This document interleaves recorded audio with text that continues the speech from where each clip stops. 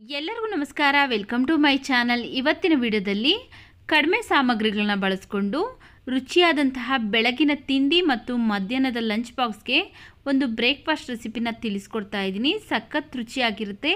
ಕಡಿಮೆ ಸಾಮಗ್ರಿಗಳು ಮತ್ತು ಕಡಿಮೆ ಟೈಮಲ್ಲಿ ಮಾಡ್ಕೊಳ್ಬೋದು. ನೋಡಿ, ಈಗ ಫಸ್ಟು ಒಂದು ಬಾಣಲಿ ಬಿಸಿಗಿಟ್ಟು ಅದಕ್ಕೆ ನಾನು 1 ಸ್ಪೂನ್ ಎಣ್ಣೆ ಹಾಕ್ಕೊಂಡಿದ್ದೀನಿ. ಹಾಗೆಯೇ ಇದಕ್ಕೆ 2 ಗಡ್ಡೆ ಬೆಳ್ಳುಳ್ಳಿನ ಸಿಪ್ಪೆ ತೆಗೆದುಬಿಟ್ಟು ಹಾಕ್ಕೊಂಡು ಚೆನ್ನಾಗಿ ಫ್ರೈ ಮಾಡ್ಕೊಳ್ಬೇಕು. ಇದು ಲೈಟಾಗಿ ಬಣ್ಣ ಚೇಂಜ್ ಆಗಬೇಕು. ಆ ರೀತಿಯಾಗಿ ಫ್ರೈ ಮಾಡಿಕೊಂಡು ನೋಡಿ, ಈ ರೀತಿಯಾಗಿ ಲೈಟಾಗಿ ಬಣ್ಣ ಚೇಂಜ್ ಆದಮೇಲೆ ಈಗ ಇದಕ್ಕೆ ನಾನು ಒಂದು 6 ರಿಂದ 7 ಒಣಮೆಣಸಿನ್ಕಾಯಿನ ಹಾಕ್ಕೊಳ್ತಾ ಇದ್ದೀನಿ. ನೋಡಿಕೊಂಡು ನಿಮ್ಮ ಖಾರಕ್ಕೆ ತಕ್ಕನಾಗೆ ಒಣಮೆಣಸಿನ್ಕಾಯಿ ಹಾಕ್ಕೊಳ್ಳಿ. ಹಾಗೆಯೇ ಸ್ವಲ್ಪ ಕರಿಬೇವಿನ ಸೊಪ್ಪನ್ನು ಹಾಕ್ಕೊಂಡು ಚೆನ್ನಾಗಿ ಫ್ರೈ ಮಾಡ್ಕೊಳ್ತಾ ಇದ್ದೀನಿ. ನೋಡಿ, ಇಷ್ಟು ಫ್ರೈ ಮಾಡಿಕೊಂಡ್ರೆ ಸಾಕಾಗುತ್ತೆ. ಈಗ ಸ್ಟವ್ ಆಫ್ ಮಾಡಿಕೊಂಡು ಇದನ್ನು ಒಂದು ಮಿಕ್ಸ್ ಜಾರ್ಗೆ ಹಾಕ್ಕೊಂಡು ರುಬ್ಕೊಳ್ಬೇಕು.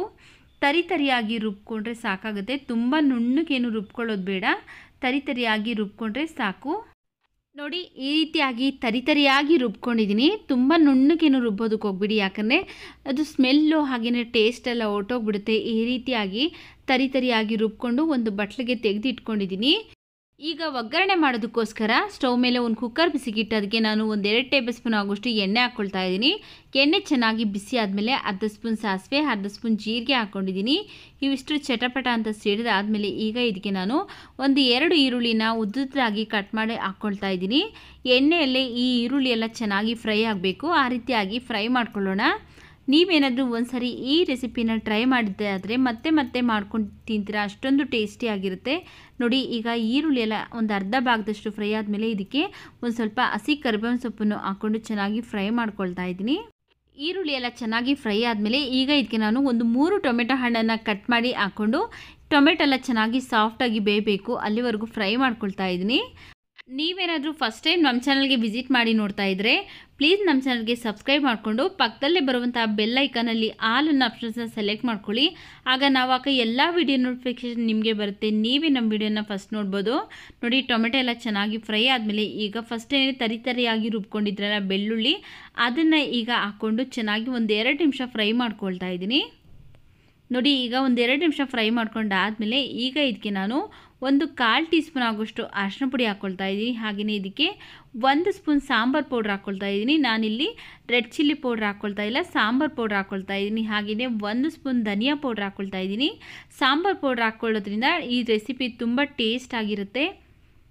ನೋಡಿ, ಖಾರಕ್ಕೆ ನಾನಿಲ್ಲಿ ಒಣಮೆಣಸಿನ್ಕಾಯಿನ ಹಾಕ್ಕೊಂಡಿರೋದ್ರಿಂದ ನಾನಿಲ್ಲಿ ಸಾಂಬಾರು ಪೌಡ್ರ್ 1 ಸ್ಪೂನು, ಧನಿಯಾ ಪುಡಿ 1 ಸ್ಪೂನು, 1/4 ಸ್ಪೂನ್ ಆಗೋಷ್ಟು ಅರಿಶಿನ ಪುಡಿ ಹಾಕ್ಕೊಂಡು ಚೆನ್ನಾಗಿ ಫ್ರೈ ಮಾಡಿಕೊಂಡು ಈಗ ಇದಕ್ಕೆ ನಾನು 2 ಗ್ಲಾಸ್ ಅಕ್ಕಿಗೆ 4 ಗ್ಲಾಸ್ ನೀರನ್ನು ಸೇರಿಸ್ತಾ ಇದ್ದೀನಿ. ನೀವು ಎಷ್ಟು ಹಾಕ್ತಿರಲ್ಲ ಅದ್ರ 2ರಷ್ಟು ನೀರನ್ನು ಹಾಕ್ಕೊಳ್ಬೇಕು. ಅಂದರೆ ಅಕ್ಕಿ 1 ಗ್ಲಾಸ್ಗೆ 2 ಗ್ಲಾಸ್ ನೀರನ್ನು ಸೇರಿಸಬೇಕು. ಅಂದರೆ ನಾನಿಲ್ಲಿ 2 ಗ್ಲಾಸ್ ಅಕ್ಕಿಗೆ 4 ಗ್ಲಾಸ್ ನೀರನ್ನು ಸೇರಿಸಿನಿ. ಹಾಗೆಯೇ ರುಚಿಗೆ ತಕ್ಕಷ್ಟು ಉಪ್ಪು ಹಾಕಿ ಇದ್ರ ಮೇಲೆ ಒಂದು ಲಿಡ್ನ ಕ್ಲೋಸ್ ಮಾಡಿ ಚೆನ್ನಾಗಿ ಕುದಿಯೋದಕ್ಕೆ ಇಡ್ತೀನಿ. ನೋಡಿ, ಈಗ ನೀರೆಲ್ಲ ಚೆನ್ನಾಗಿ ಕುದೀತಾ ಇದೆ. ಈಗ ನಾವು ಫಸ್ಟೇ ವಾಶ್ ಮಾಡಿಕೊಂಡಿರುವಂತಹ 2 ಗ್ಲಾಸ್ ಅಕ್ಕಿನ ಈಗ ಇದಕ್ಕೆ ಸೇರಿಸ್ತಾ ಇದ್ದೀನಿ. ಅಕ್ಕಿನ ಹಾಕ್ಬಿಟ್ಟು ಚೆನ್ನಾಗಿ ಒಂದ್ಸರಿ ಮಿಕ್ಸ್ ಮಾಡಿಬಿಟ್ಟು ಮತ್ತೆ ಇದನ್ನು ಕುದಿಯೋದಕ್ಕೆ ಬಿಡಬೇಕು. ನೋಡ್ಕೊಳ್ಳಿ, ನಿಮಗೆ ಉಪ್ಪು ಖಾರ ಏನಾದರೂ ಬೇಕು ಅನ್ಸರೆ ಈ ಟೈಮಲ್ಲಿ ಆ್ಯಡ್ ಮಾಡಿಕೊಂಡು ಚೆನ್ನಾಗಿ ಕುದಿಸ್ಕೊಳ್ಬೇಕು. ನೋಡಿ, ಈಗ ಚೆನ್ನಾಗಿ ಕುದೀತಾ ಇದೆ. ಈಗ ಸಣ್ಣದಾಗಿ ಕಟ್ ಮಾಡಿರುವಂತಹ ಕೊತ್ತಂಬರಿ ಸೊಪ್ಪನ್ನು ಹಾಕ್ಬಿಟ್ಟು ಮತ್ತೆ ಒಂದ್ಸರಿ ಮಿಕ್ಸ್ ಮಾಡಿ ಕುಕ್ಕರ್ ಲಿಡ್ನ ಕ್ಲೋಸ್ ಮಾಡಿ ನಾವು ಇಲ್ಲಿ 2 ವಿಷಿಲ್ ಕೂಗಿಸ್ಕೊಳ್ಬೇಕಾಗುತ್ತೆ. ನಾವಿಲ್ಲಿ ಈ ರೀತಿಯಾಗಿ ಚೆನ್ನಾಗಿ ಕುದಿಸಿದ ನಂತರ ಕುಕ್ಕರ್ ಲಿಡ್ನ ಕ್ಲೋಸ್ ಮಾಡಿ ಅನ್ನ ಬೇಯಿಸೋದ್ರಿಂದ ಎಲ್ಲ ಕಡೆನೂ ಕ್ಲೀನಾಗಿ ಮಸಾಲೆ ಹಿಡಿಯುತ್ತೆ. ಇಲ್ಲಾಂದರೆ ಮೇಲೆ ಬಂದು ಕುತ್ಕೊಂಡ್ಬಿಡುತ್ತೆ. ಅನ್ನ ಎಲ್ಲ ಕೆಳಗಡೆ ಇರುತ್ತೆ, ಮಸಾಲೆ ಬಂದು ಮೇಲೆ ಇರುತ್ತೆ. ಆ ರೀತಿಯಾಗಿ ಆಗೋದಿಲ್ಲ. ನೋಡಿ, ಇಲ್ಲಿ 2 ವಿಷಿಲ್ ಬಂದಮೇಲೆ ಕಂಪ್ಲೀಟಾಗಿ ಪ್ರೆಷರೆಲ್ಲ ಹೋದ್ಮೇಲೆ ನಾನಿಲ್ಲಿ ಓಪನ್ ಮಾಡಿ ತೋರಿಸ್ತಾ ಇದ್ದೀನಿ.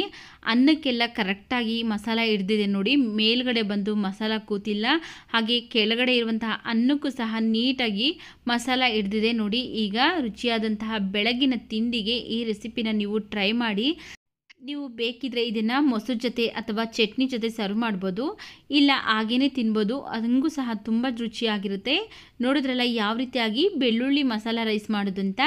ಈ ವಿಡಿಯೋ ಇಷ್ಟ ಆಗಿದರೆ ವಿಡಿಯೋಗೊಂದು ಲೈಕ್ ಮಾಡಿ, ಈ ವಿಡಿಯೋವನ್ನು ನಿಮ್ಮ ಫ್ಯಾಮಿಲಿ ಫ್ರೆಂಡ್ಸ್ಗೆ ಶೇರ್ ಮಾಡಿ, ನಮ್ಮ ಚಾನಲ್ಗೆ ಸಬ್ಸ್ಕ್ರೈಬ್ ಮಾಡಿಕೊಂಡು ಸಪೋರ್ಟ್ ಮಾಡಿ ಸ್ನೇಹಿತರೆ.